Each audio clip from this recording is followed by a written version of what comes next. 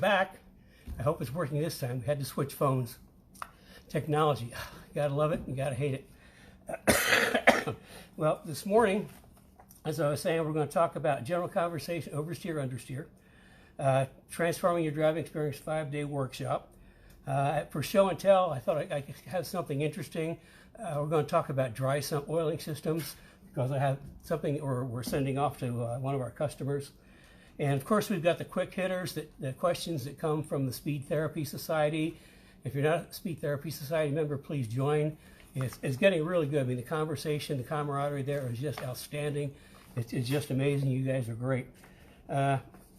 Working down my list, I had a great big long list. I had like 4 pages today, except we're going to almost cut at the first page because Carrie has assembled a really nice team of people to help her with this because this is a lot of work.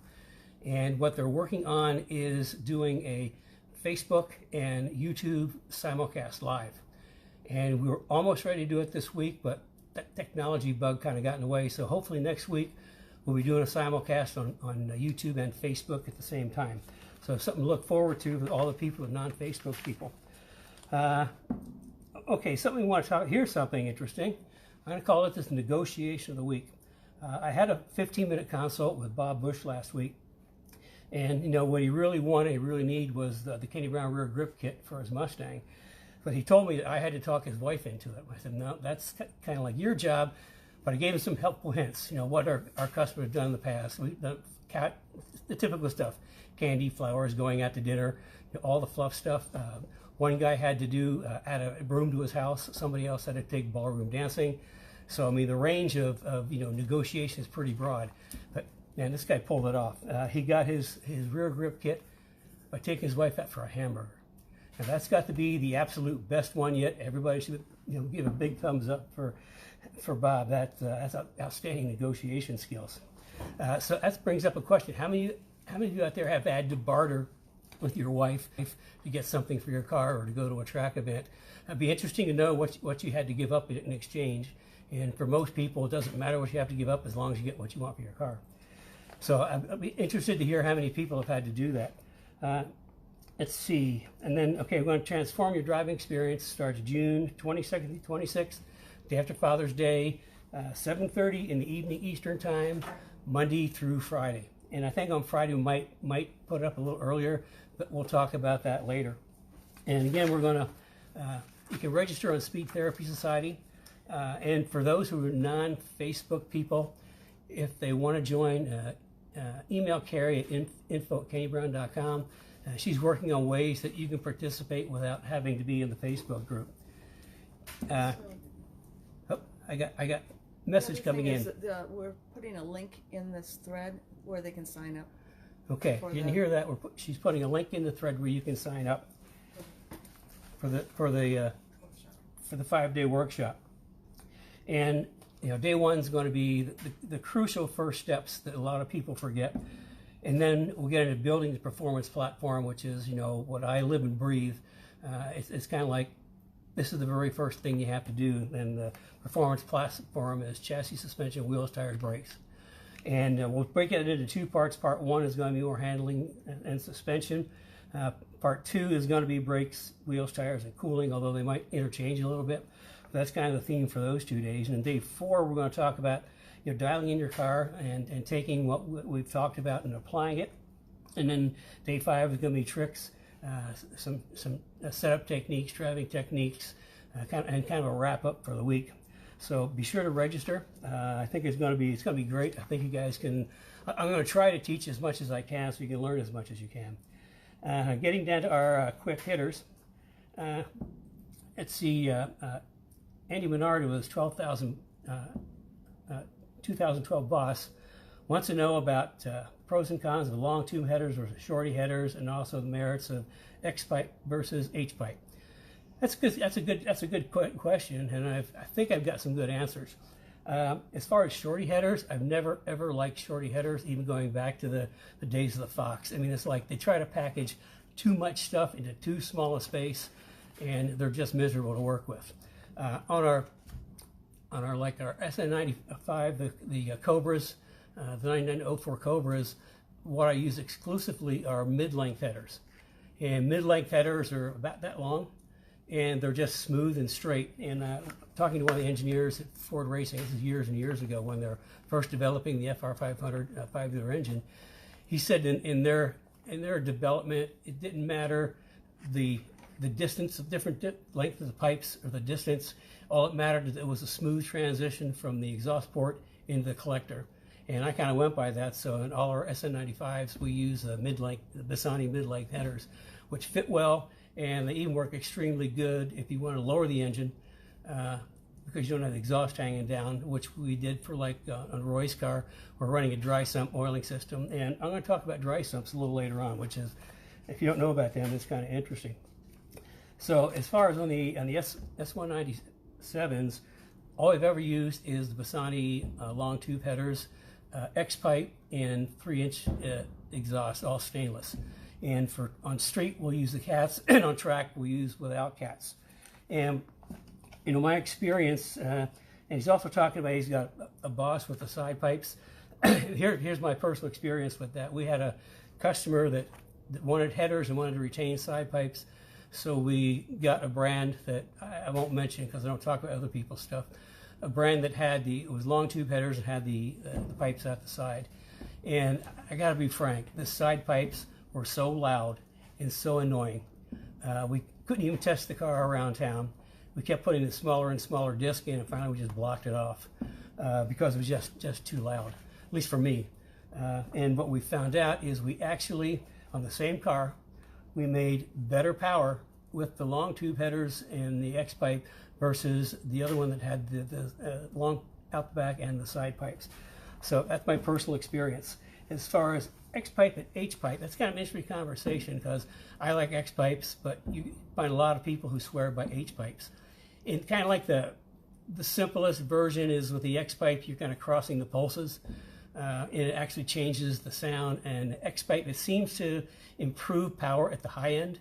And with the H-pipe, you're not exchanging pulses, you're balancing between the two pipes.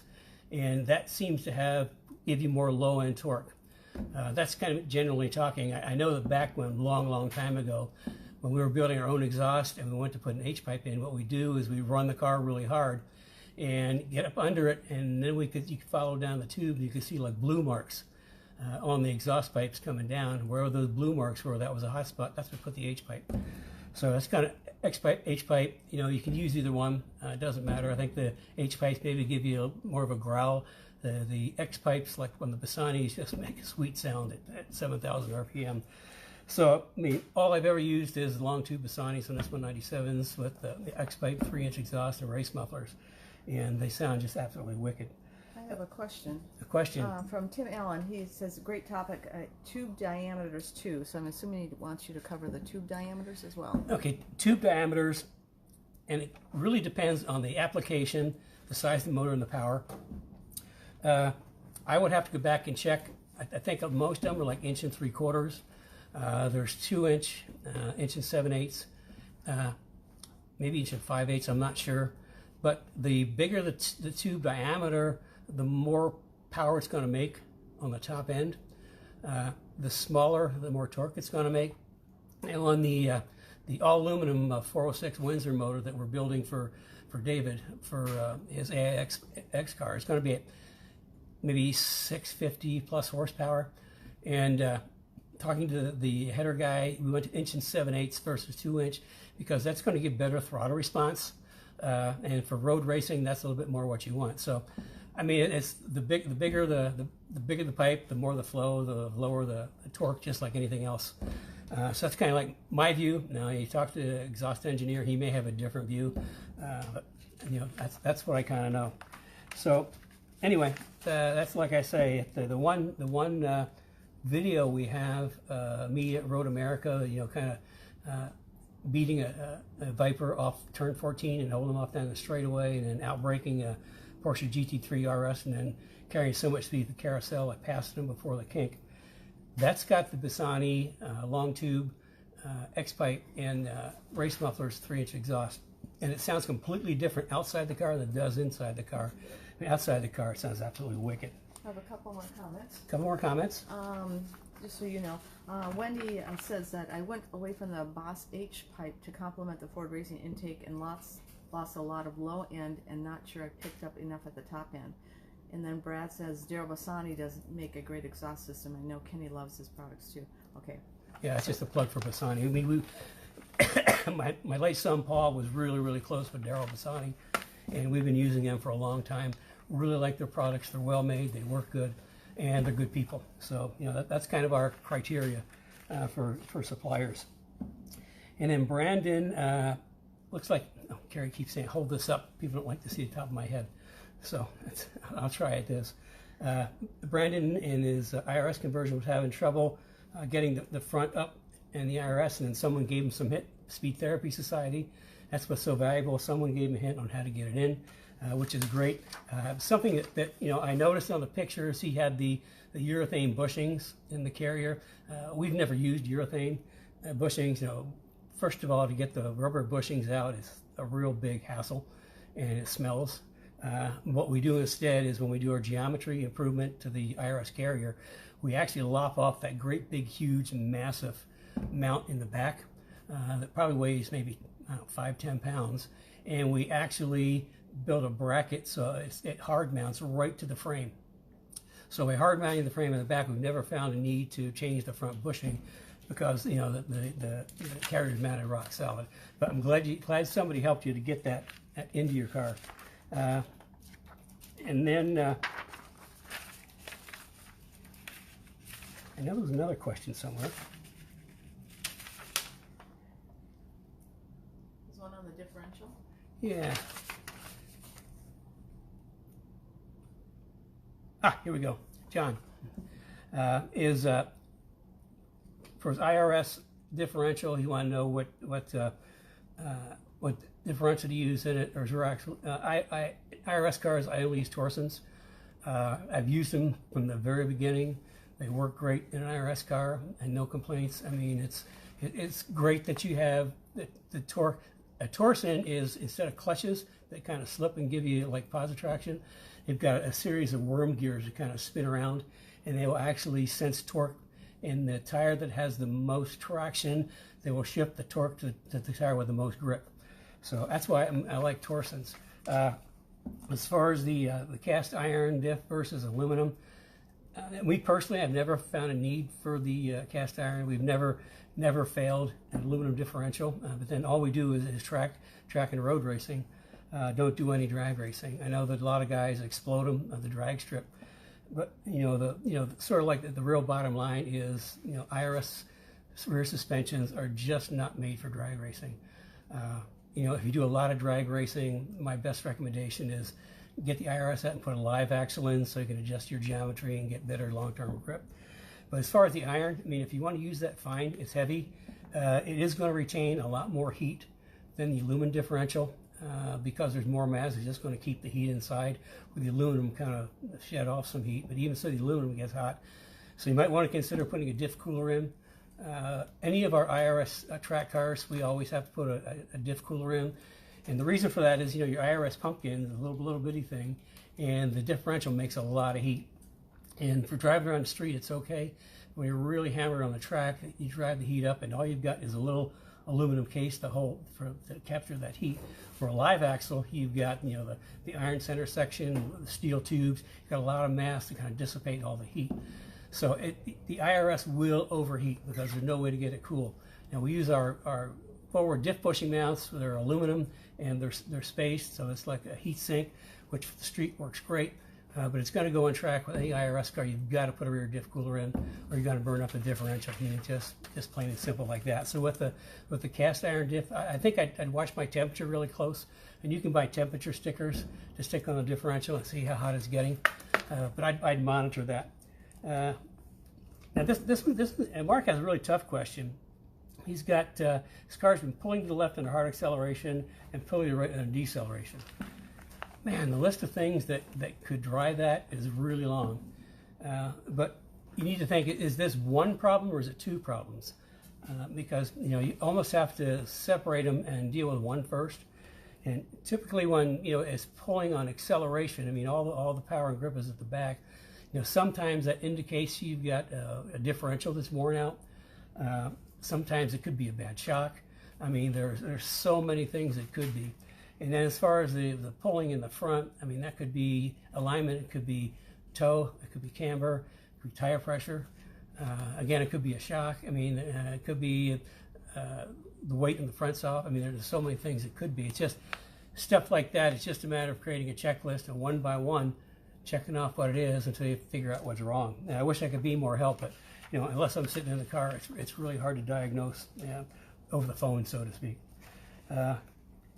So, as far as the hydro bushings, I just throw them away. I mean, our front grip kit, we've got urethane bushings, and we just get rid of the hydro bushing. For performance driving, that's just not the thing to have up there. So that's why our front grip kit with the control arms, the heavy-duty control arms, and the K-member, all the geometries engineered in, and we just use urethane bushings. That's the best. Remember, urethane bushings are good for anything that's moving up and down or straight and forward, not good for things like lower control arms in the back that have to twist. Let's see. I'm holding my thing up so I don't have to, you have to look at the top of my head. Oversteer, understeer. We kind of talk, no, we're going to talk general conversation about oversteer, understeer. And then here, Mark McIsaac had a really big, long question.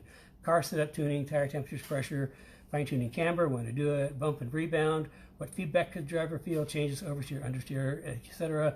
Car setup is an enormous topic. Would you like to see more of? Good. And sign up for the 5-day workshop, because we're going to cover most of this in the 5-day workshop.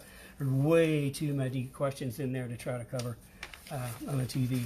And Transform Your Driving Experience is the name of the workshop, 5 days, and you can sign up. There should be a link there now to sign up. We got the sign-in page done. The 18 Carrie's team. So I can take a little shift here. The reason I said technology was kind of like a real pain. Well, Carrie's put together a really nice little team to help her with this, because this is a massive amount of work. And through that team, we have people that want to, that aren't Facebook people, that still want to see what's going on. So they are working on technology to simulcast Facebook and YouTube at the same time. We almost had it this morning, but that technology bug kind of jumped in and said, I'm going to screw you guys up. So we're going to work at it, and hopefully next week we'll have live streaming on both Facebook Live and YouTube. And here we go. Here's my signs. I can't get by with that. Oh, just in case you're joining us, I'm Kenny Brown. This is Cars and Coffee, and where I will do my best to answer some of your questions based on my lots and lots of years of experience in professional motorsports and building outrageously cool cars. Let's see I think before I get into the understeer and oversteer, remember you can send in questions, and I'll try to answer your questions live if we have time. Gotta look up, can't look down, talk to myself.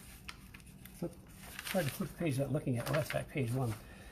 Okay, let's kind of move things around. The oversteer, understeer is kind of like a big topic. It's not big, it's just huge. So I'm going to kind of move that down a little bit. And what I want to talk about, we've got something kind of cool here. I've got a dry sump oil tank that we're shipping off to David for his car. And I thought you guys might be interested in knowing what a dry sump oiling system is, how it works, and what it does. Well, first of all, dry sump oiling is the fail-safe for oiling your engine. I mean, you will never ever run out of oil pressure, no matter how many G's you pull in a turn. All professional race cars have dry sump. And what is dry sump? Well, in your car right now, you change your oil, you drain the oil out the bottom, put oil on top. The oil lives in the bottom of the engine in the sump. So that's called a wet sump engine. Now, the issue with wet sump engines, when you start really setting your suspension up, like if we put my burger kit, front grip kit, and spring shock package on, you're really going to increase your cornering speeds. And what happens in cornering is the oil is going to want to slosh up the side of the oil pan, and if it gets beyond the oil pickup, it's going to suck air, and that's going to aerate, and that's not a good thing for your motor. We all our track cars, we switch over to a road race oil pan, which has more capacity, number one, plus it has a bunch of little squares in there around the pickup, so they kind of control it. No matter how much the oil sloshes, there's always going to be oil to pick up. Well, the dry sump is completely different. In the dry sump, there's no oil in the pan whatsoever. In fact, the oil pan is typically about that thick, depending on the motor, anywhere from that thick to that thick. And essentially what happens is now this is typical. Now, a dry sump pump, which drives it all, can come in 3, 4, 5 stages. And each stage is a different pump, like an oil pump. And typically, like what we use, the Aviad system we use on our SN95 Cobras, has 3 scabbages. Now what that means is across the bottom of this really shallow aluminum pan, there's 3 inlets, and there's a scabbage pump. And the scabbage pump all the time is sucking oil out of the pan. So as soon as oil gets down, it's getting sucked out of the pan and pushed back to the oil tank. So the oil lives in a separate tank. And from there, then the oil returns back to the dry sump, and the very front pump in the dry sump is the pressure side. So oil feeds into the pressure side, then we go through the oil filter, oil cooler, and back into the engine. So no matter how hard you're driving, no matter how many G's you're pulling a corner, you never ever run out of oil pressure because there's no oil in the sump. It's living in a tank. And this is the tank I built for David, and it's being shipped out here this week. And this is a 10-quart tank, and you've got the inlet and the outlet on the bottom. And the inlet for a dry sump, all we use is like Aeroquip lines, like AN fittings, because we don't use like rubber hose. I mean, that just is not, you don't use that in motorsports. And now I'll take another little diversion. This is what an AN fitting looks like. And just if you know AN, and they come in like dash 4 through dash 30, I think.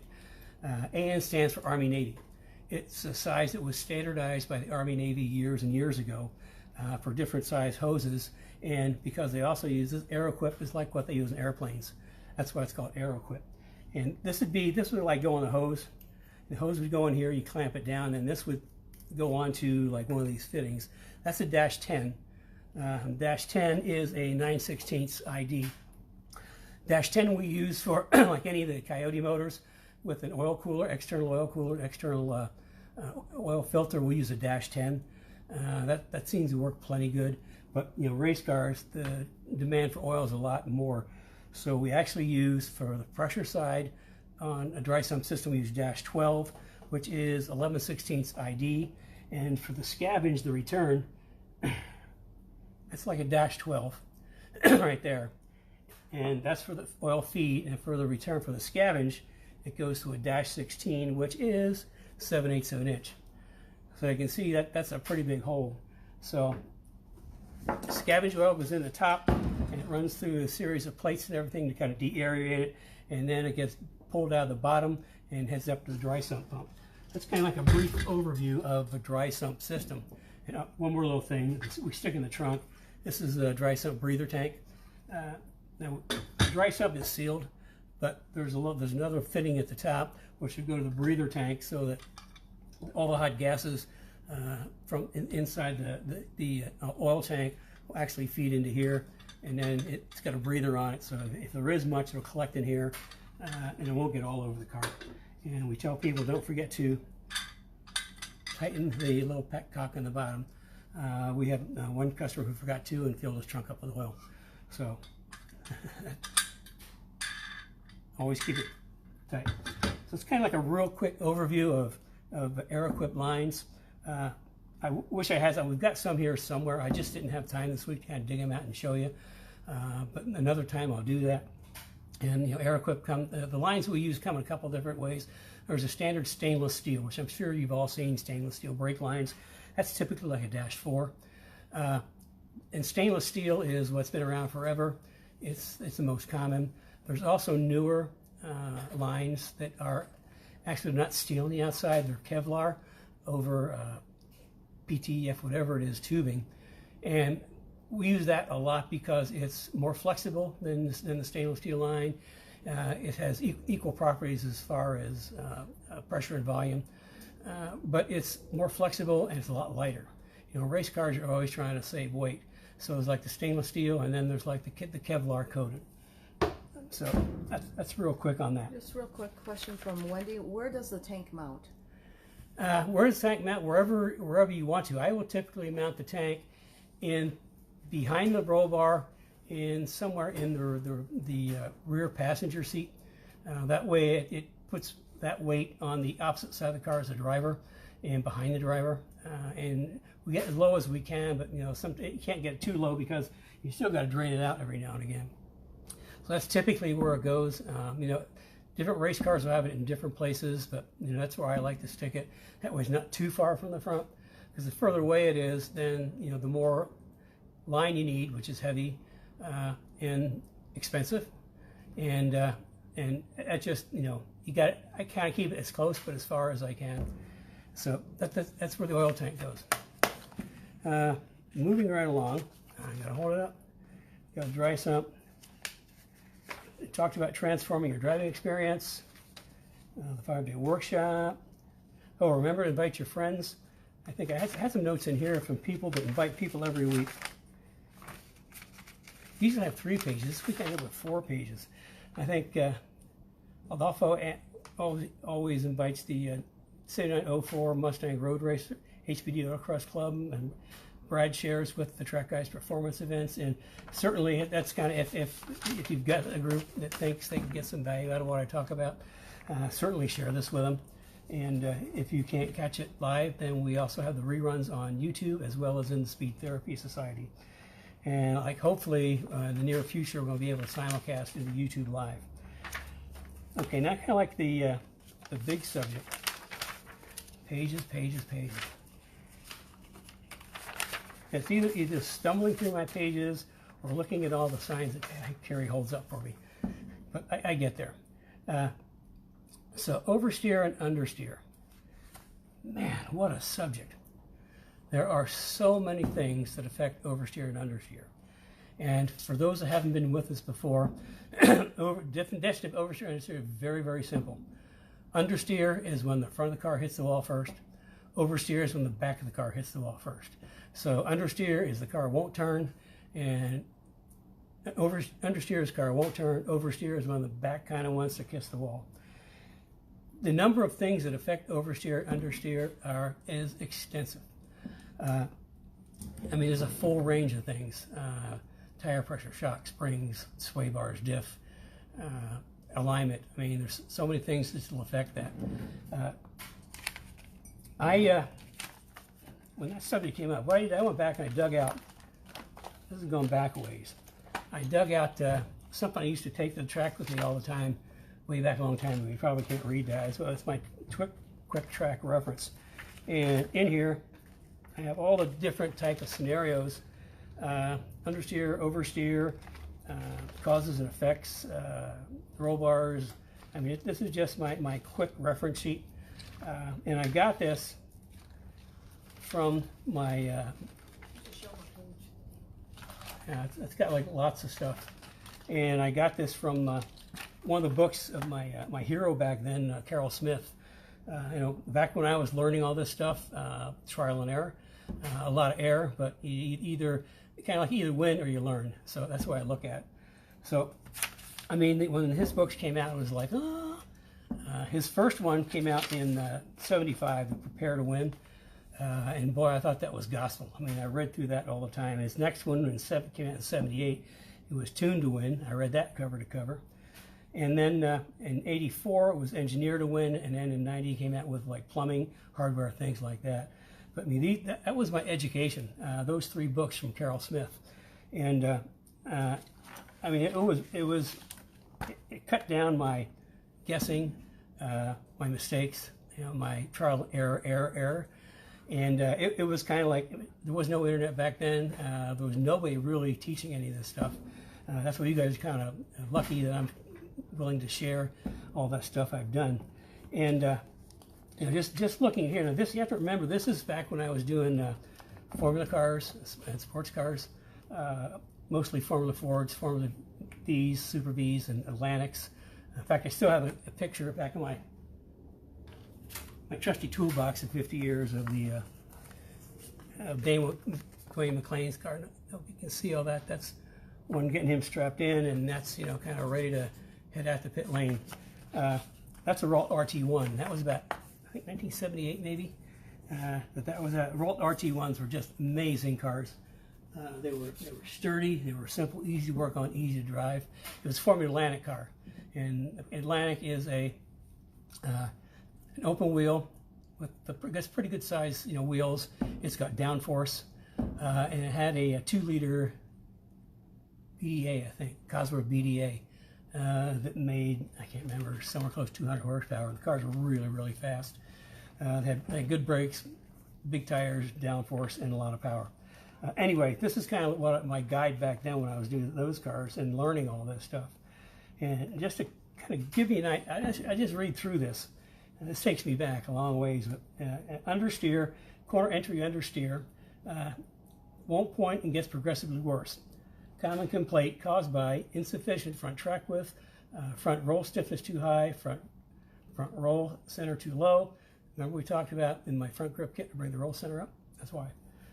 Insufficient front shock absorber, bump resistance, insufficient front downforce, excessive dynamic, positive camber on outside. That's camber gain, positive camber gain, which again we've talked about, running a lot of negative camber. Braking too hard or too late, you know, that's something that engineering can't fix. A lot of drivers will brake too hard and too late and then try to turn the car and the car won't turn. That's a matter of driving. Too little front roll assistance, falling over the outside due to track. Corner entry, understeer, car initially points, then washes out. Too much front toe out, insufficient front download, insufficient front roll center compensation, nonlinear load transfer due to the roll axis, inclination, insufficient front wheel travel and droop, too little front bump shock resistance. Okay? Corner entry, understeer. Car points and then darts. Insufficient front wheel travel, either bump or rebound. Too much front bump rubber. Nose being stuck to the ground due to ground effect. It gets more. Corner exit understeer. Now, there's a point to this I'll get to in a little bit. This corner exit understeer, which really keeps you slow coming off the corner. Excessive mid-corner speed. Actually, also early apex will do that. Or the first step must be reduced. The corner entry understeer. See, too early of an apex, and persist. You know, rear anti-squat, and again, rear anti-squat helps front under. That's why we put anti-squat in the rear grip kit in the back. Anyway, you get the idea. Now, just touching on this, oversteer, corner entry oversteer. Now, somebody tells me they got oversteer, understeer. My question is, does it oversteer at corner entry, at mid-corner, or corner exit? Because every single stage has a different cause and effect. Now we're getting into oversteer. Diabolical rear lockdown, broken or non-functional outside rear shock, front end roll bar, severity of limiting rear suspension travel causing interference, ridiculous spring rate, or any roll bar, slight feeling of tiptoeing, hunting for the corner, and it can be excessive. Corner exit oversteer, worn out limited slip, insufficient rear spring, too much rear roll stiffness, too much rear camber, too much rear roll stiffness. Now remember, with the rear grip kit, we take the rear sway bar off. So we take rear roll stiffness out and then fix that with geometry. So this is kind of, I learned my lessons a long time ago. Too much rear roll stiffness, too much rear camber, too little downforce, too little rear toe-in. That's for the IRS cars. Corner exit, sudden the car takes it set and then breaks loose. Insufficient rear suspension travel, dead rear shock, too much bump rebound rubber, too much throttle applied to the driver.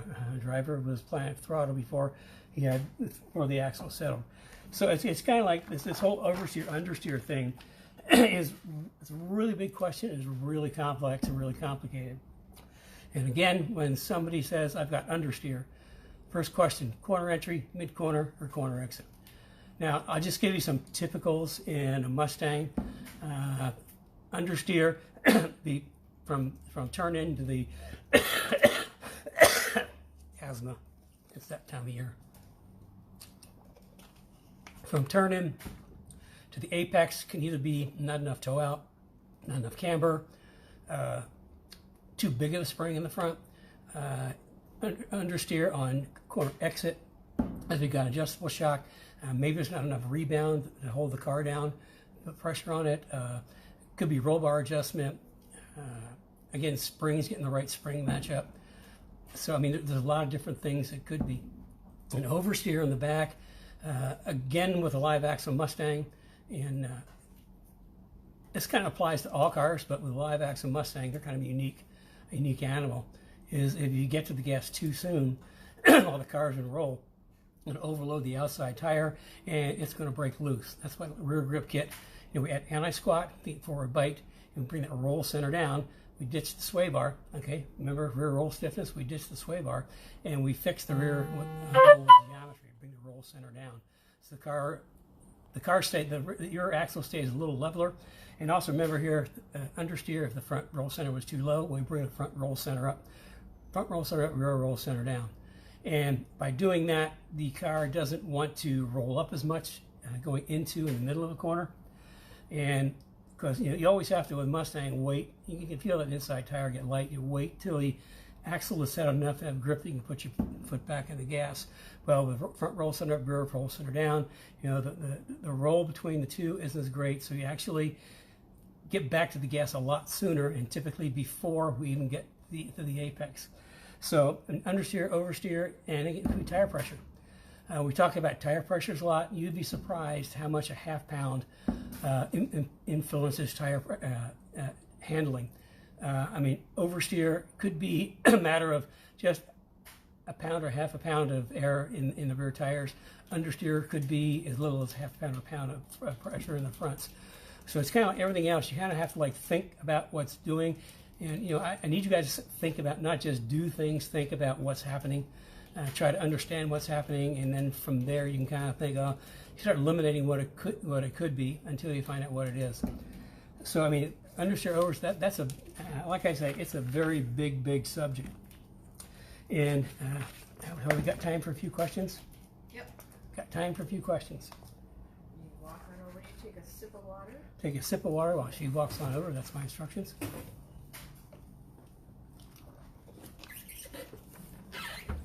I think you talk so fast that you put a 2-hour program into a 1-hour program. No, I'm trying to give them their value. Okay, so we have a couple questions here. Let me go. Okay, here's just a couple comments.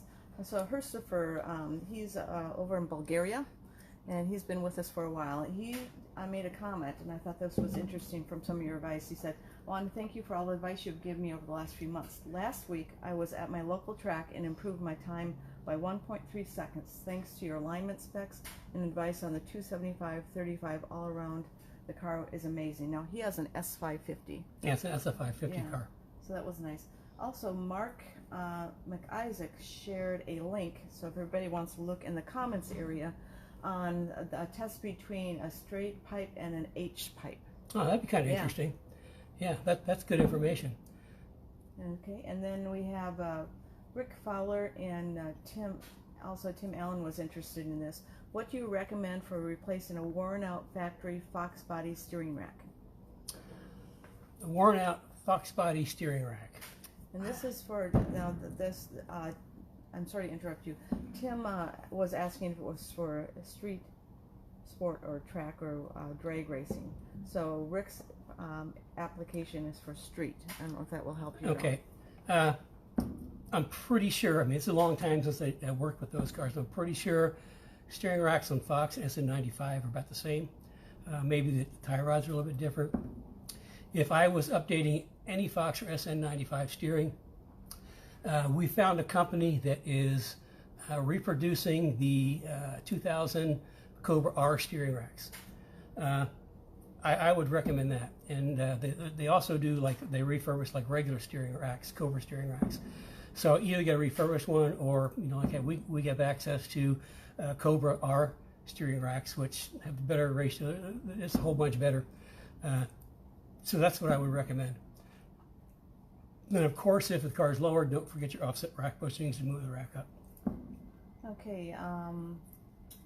See, Paul Dondero, he has a V6 Mustang, and there's a few other people with a V6 S197 Mustang in the group. He says, hey Kenny, you have any suggestions to get more power out of the V6 motors? He has a 2001 with all our suspension mods on it. Okay, more power, that's another big rabbit hole question. I mean, the easiest thing to do is headers, exhaust, cold air, and a tune. Now beyond that, you have to really get into the motor to start making power. And we've got a customer, Chris, who's actually building a just killer V6 track car. I mean, he's had the heads sent out. He's done a lot of port work on the heads. He's had special valves made up, cams. So he's going to make a lot more power in the heads. And once you get beyond the exhaust, cold air, and the tune, it starts getting expensive. Now you might think about a supercharger. I'm not a big supercharger fan for track cars, but if you do, don't get a centrifugal. That's kind of works like a turbo, so it doesn't create as much heat, and try to get air to air if possible. But I mean, all the power in any engine comes from the cylinder heads. Torque comes from displacement. Power comes from cylinder heads. The more cylinder heads, intake and exhaust, the more air you get in, the bigger bang you make, the more power you make. So, I mean, the little things, full headers and exhaust. Of course, I'm going to suggest Bassani. Cold air kit, we can get those and get a tune. So put a good tune on it, and that's going to pump up the power a little bit. What would you do first? Maybe the cold air kit if you're on a budget? On the budget, I do cold air kit first, then the headers and exhaust. But then if you do the headers and exhaust, sometimes you may have to have the car retuned. The cold air kits, some of the cold air kits we have actually come with a tuner, and sometimes the tuner has a couple of different tunes in there, so that's something we'd have to check on for you. But that's kind of, oh, I know. Pedal Max. Pedal Max is the most awesomest pedal. It's like a turbocharging your accelerator. On these drive-by-wire cars, the signal between the gas pedal and the computer is kind of low and slow. With this little teeny plug-in thing here, it plugs in between the pedal and the car, and what it does is it turbocharges or supercharges the signal from your foot to the computer. And actually comes with a little dial. You can dial from 0 to 100.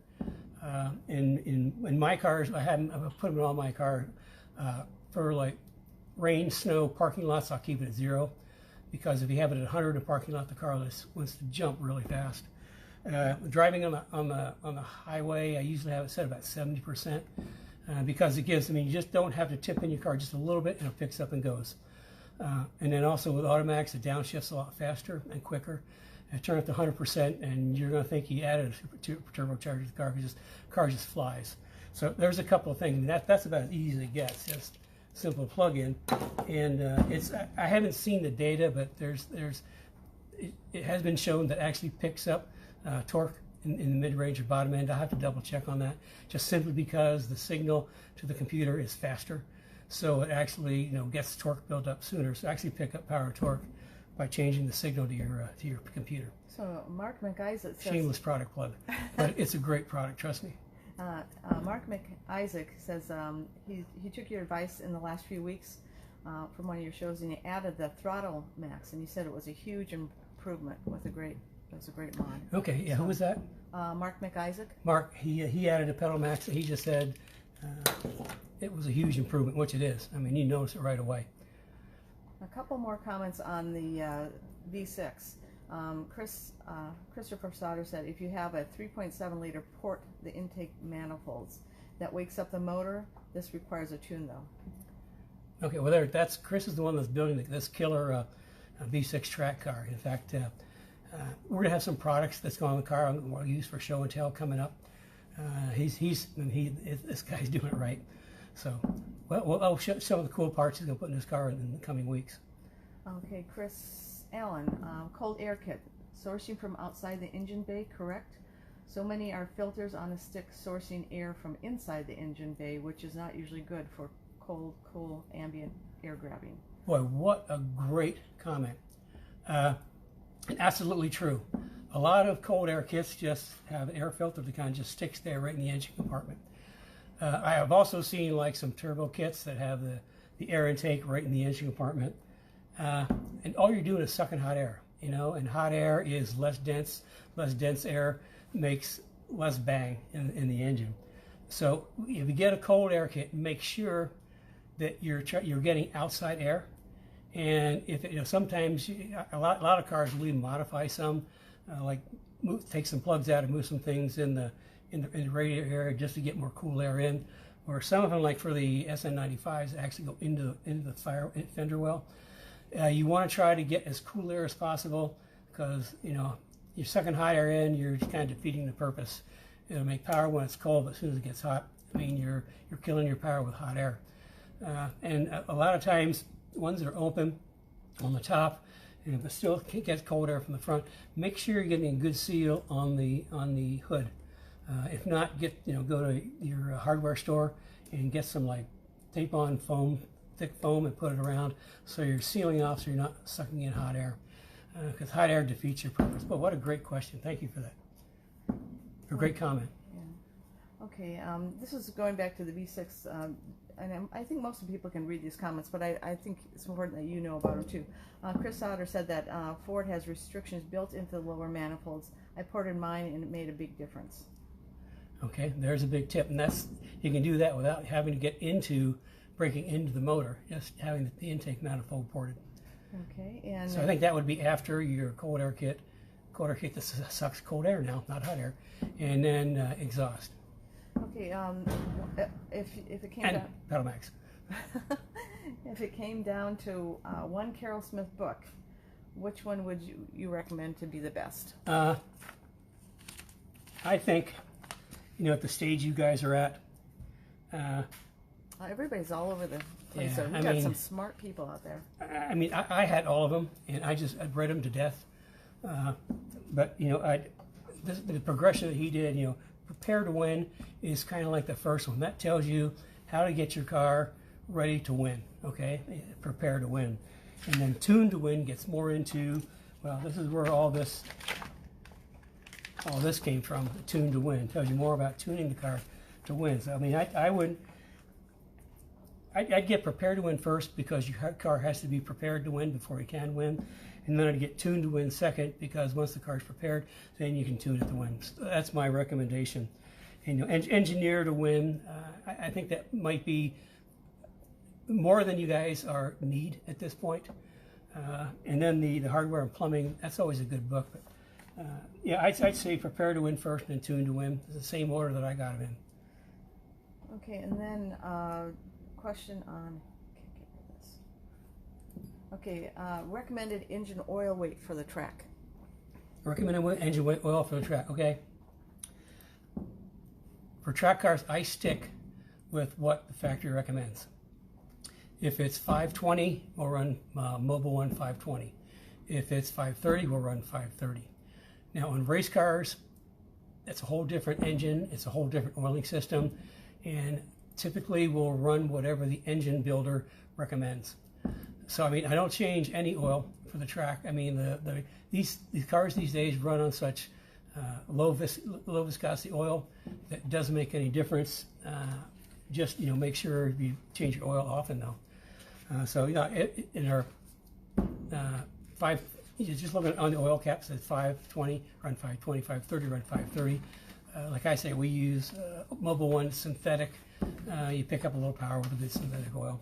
Or there's other synthetic oils too. I mean, there's just about every major brand has a good synthetic oil these days. Okay.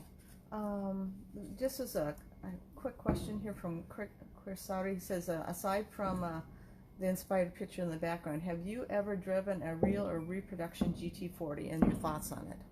Have I ever driven a real? No. I wish. I never did a reproduction either. Someday I might.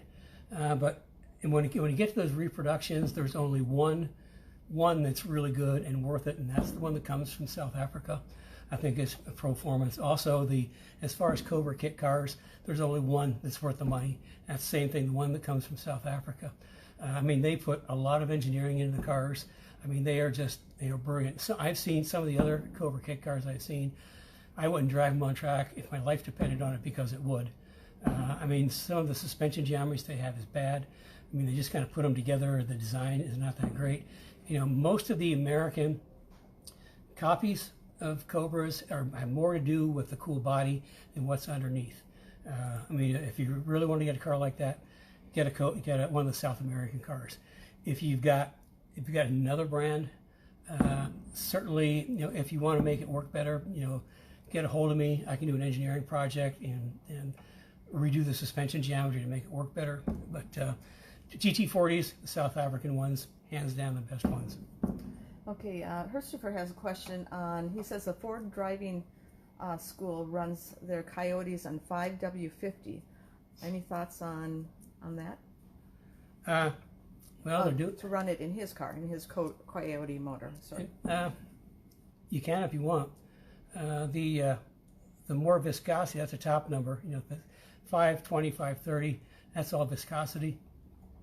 Back in the old days, we didn't have synthetic oil. I mean, we'd run anywhere from 30 to 50 weight racing oil. And what I learned, one school I did go to, I can't remember, this is a long, long time ago, was a Quicksilver engine school on building Formula Ford motors. And they did an experiment on the dyno. Formula Ford motors are low force 1600 cc Kent motors. And they ran different oil viscosities. And as the oil viscosity went up, the power went down. So you'll see, a lot of, they're probably running the 550 on their track cars for durability and long term, because they're running those cars, flat all day long, all week long, all month long. I know that there's a lot of race teams that will actually run zero weight viscosity oil just for power. And you can run low viscosity oil as long as you've got good oil pressure. You have to have oil pressure above 30 pounds. It gets below that with viscosity, and you're going to start hurting your bearings. So, I mean, I wouldn't necessarily run them in the 550. Like I say, if you're running your car in and out all day, that's a good oil, because it's going to actually improve the oiling system and give it more long-term durability. Because they really thrash those cars. But if for the track, just use whatever the manufacturer recommends in a synthetic, a pure synthetic, and just make sure you always keep your oil pressure. And remember, the more you add to the car, the faster it gets in the corner, the more you need a road race oil pan, because oil will slosh up the side of the pan, and that's the worst thing to happen. I'll give you an example. I don't remember what this was when I had my what was the name of my red Cobra? What did we call it? Ruby? No, the one back in '96. I can't remember that one. Something Racer. Yeah, I think it was the Red Racer. Mm-hmm. I had a '96 Cobra. We did a lot of turbocharging Cobras back then, and we did a lot of fixing turbocharged Cobra broken engines, because the engines back then were pretty weak. They built the pistons for fuel economy, which meant the ring land was about that far from the top of the piston, which it took just the teeniest bit of not good gas, the smallest part detonation, and it would erode that top land and you break a piston. Anyway, what we did, anytime we rebuilt them, we overbore it, so we ended up with 289 cubic inches, which I thought was kind of a cool number. But I had my Red Racer at Pocono we were doing an episode for what's Davis's show? Oh, Motor Week. For Motor Week. We used to we had a lot of cars in Motor Week back a long time ago, and we were at Pocono, and at Pocono you come down, you have big long up a straightaway, and down you brake hard to get into the infield. I actually had an AccuSump on the car at the time, which is AccuSump is an extra oil container, let's call it, that's cylindrical and pressurized, and you put extra oil in the car, and as oil runs, it pressurizes. If you lose oil pressure, it puts oil back into the engine, and that didn't really work for this situation. What happened is, coming down off that hard bank so many different times, basically it blew the motor up. It was a rod or think a rod went out. And what we discovered afterwards is that in deceleration in the 4.6 cars, when oil sloshes all the way up to the front of the oil pan gets thin in the front, while the oil sloshes up there, it hits the hits the timing chains, and that becomes an extremely effective oil pump, pumping all the oil up in the top of the motor, and you run out of oil on the bottom. So that's why we used to build our own oil pans back then, and we put a great big fence up in the front to keep the oil from rushing up, and then we added volume, and then little fences on the bottom so you could maintain oil pressure. So lesson learned. I'm gonna have you take a sip, and I'm gonna chat for a minute.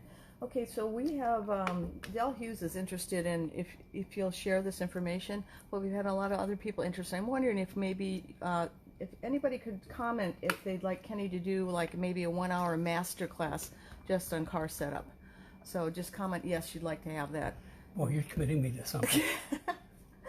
So, and then we. Did he say he'd like to see this? You know? Yeah, yeah. Okay, well, I'll put this into a PDF, and you know we'll stick it in the section for the units. Yeah, that might go well with what you're talking about Yeah, in the workshop. it'll be in the Speed Therapy Society, and if you're not a Facebook person, get a hold of Carrie info. I've been talking too much. info@kennybrown.com, and she'll get a copy off to you. I mean, this was kind of like my Bible. I learned a lot from this, and like I say, back then there wasn't anybody to teach me anything. You know, it was just trial and error, and to me it was trial, error. But you know, you learn. If you don't learn from your mistakes, you're not learning anything. Yeah, just a couple of quick questions, but we need to talk about this one more time. You can go a little more detail. Okay, we're over time, you know. Wait, no, you know. Well, we're over time because we had a technical glitch in the beginning, so I guess we can go a little long. Yeah. Your comment, or you do this Oh, first? you're doing Oh, it. God. What would I do without her? Okay, Speed Therapy Society, Transforming Driving Experience, June 22nd through 26th. That's the week after Father's Day. It's going to be an hour each evening, Monday through Friday, starting at 7:30. We might go a little earlier on Friday. We're talking about that. We'll let you know about that later. And you can sign up for Speed Therapy Society. I don't know if there's a sign up here or not, but Yeah, we'll put another link right now. okay, put another link up. And again, the first critical steps of a transforming driving experience that a lot of people miss. And then building a performance platform, which is, I mean, I preach performance platform. Anybody's known me for a long time, I mean, that's it. Performance platform is where performance is. I mean, if you got a big motor and you can't put the power to the ground, you got nothing. You know, you got nothing but something that'll smoke the tires, and you have a big tire bill. You know, the chassis, suspension, wheels, tires, brakes. Those 5 things are the elements that build your performance platform. And it's because of that, like with Ruby, my 2012, it was a GT4, you know, one of my conversions with pretty much everything. And all I had was a Boss motor with cold air and exhaust. And like at Road America, those long straightaways, I mean, you'll see it in that one video. I mean, I jumped a Viper off corner 14. In fact, I had to take my foot out of it so I didn't run into the back of him. I jumped him off 14, had so much more exit speed. He was not able, even with all that power, not catch me down the straightaway. And it also, I mean, you know, I fly past like on the straight between 3 and 5. I mean, I can't tell you how many times I just flown past GT500s because they got more weight in the front. They have to go slower through the corner, and they have to, even with my suspension makes it better, but they have to go slower through the corner, and they have to wait to get that power down. They can't use all of it right away because it just smoked the tires. So, I mean, it's like chassis, suspension, wheel, tire, brakes if you want to go fast or faster, fastest, either way. So, and then we're going to be talking about dialing the car in, some tips and tricks. I almost said a naughty word. On techniques and car preparation. So, I mean, I'm looking forward to it. This is the first time I'm doing it. There's an awful lot to cover. I'm going to try to do the best I can to get this done in 5 days. And, you know, like I say, I'm just sharing with you guys what I learned the hard way. So, a couple more comments? Yeah, these are really quick, and then we're done. I'm almost out of coffees, but it works out. Kayleen racing, what cooling mixture for track in a radiator? Oh, great question. What cooling mixture for track in the radiator? Okay, if it's the summertime, water, straight water. Race cars only run water. Sanctioning bodies will not let you run any kind of coolant, because if you blow a radiator hose, you put coolant on the track, it's like oil. It takes forever to clear it up. Also, water transfers heat better. So what I use for track cars is pure water plus a water, like water wetter. There's a bunch of different brands out there that actually makes the water wetter, I guess, so it transfers heat better, but just water. That's all you need. Of course, in the wintertime, you got to put coolant back in. Don't forget, or you're going to have a problem. Okay, just real quick, Rick Fowler, he used to work for us, by the way. He said the car name was Red Rocket. And Red Rocket, that's what it was. Thank you. It's in the 0 to 150 to 0. Yeah, it was in the motor. No, Car and Driver. Car and Driver 0 to 150 to 0 test. And that was kind of, quick story, that was kind of an interesting thing. We were doing, it was like a whole bunch of segments, a whole bunch of driving things to this test. And Tommy Kendall was driving my car with me, and we're on one back road, and all of a sudden we heard all these ding, ding, ding, ding, ding. And all of a sudden bad things started happening. Well, one of the pulleys on the Vortec supercharger system let go, and we had all these ball bearings flying all over the place. And we actually had to have, this was on like the day before the big test, we actually had to have somebody from, we were also at an event in Nashville, I think. Mm-hmm. So we had, was it Kurt that we sent up? We got Kurt on a plane from Nashville to Detroit and had Vortec overnight a new pulley, and we put a new pulley on so we could make the test. And there's more stories to that, but we won't go into detail. Yeah. But we think we had some people tampering with the car before the test, so, yeah. So they do better. But anyway, one more thing, I actually made the wrong choice on brake pads. I had like my track pads in there, and what I should have had is like a really good street performance pad. The reason being is because track pads have to get hot before they grip. In the 0 to 150 to 0, I mean, the pads are cold, you jump on them, and it's going to take a little bit of time for the pads to warm up. And my braking distance was longer than what it should be. If I'd have made a choice of a better brake pad, maybe I keep talking about getting the right pad for the right application. I used a high-performance street pad. It would heat it up faster. I had more friction sooner, and I would have stopped better. It's a side story. This is mainly, I'm asking this because it refers to something you talked about earlier. Tim Tomasak, do you have a preferred road race oil pan for a Coyote? Was an FR pan that went on a 302 SR? Well, yeah, the oil pan that went on, the Ford oil pan's great, but something ridiculous. It's like $900,000, something like that. What we use almost all the time is just a Canton pan. It's simple. It's not that expensive. It's got everything that we need. So we've got a Canton road race oil pan is what we use, and let us know, we can get you one. In fact, that's where this, yeah, we do a lot with Canton. That's where this oil tank came from. I don't know if you can read it. It might be upside down, backwards, or shiny. This is a Canton 10-quart Sump oil tank. Okay, I think that's going to be it. Mark, Isaac also said water reduces surface tension, increasing heat transfer. That's what it does. I remember now. Okay. The water it reduces surface tension, so it transfers heat better. I knew wetter makes it wetter. Got a lot of smart people out there in this group. Okay. Yeah, that's what's cool. If you're not in this group, join it. I mean, we got really, really cool, smart people. Speed Therapy Society, and the information you guys are exchanging is like, and I'm trying to teach you what I learned by making mistakes, and you're helping other people do from what you've learned. So this is really cool. This is working out better than ever expected. So you keep it up.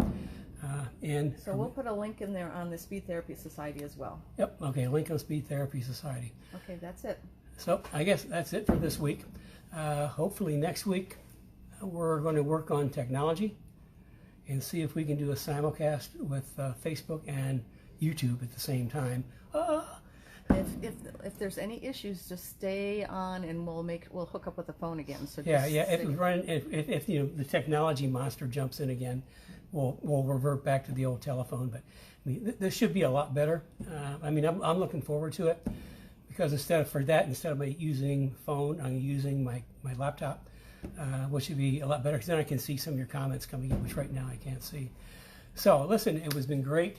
We went a little over, but then we started a little late, thanks to the technology monster. And hopefully we're gonna like fight him off next week, and so we can do the simulcasting. And so send your questions in. You got to remember, I talk about what you guys want to learn about, and I get all my talking points or talking subjects from the Speech Therapy Society questions. So you got more questions, send them in, and I'll try to answer them the best I can. Listen, thanks for being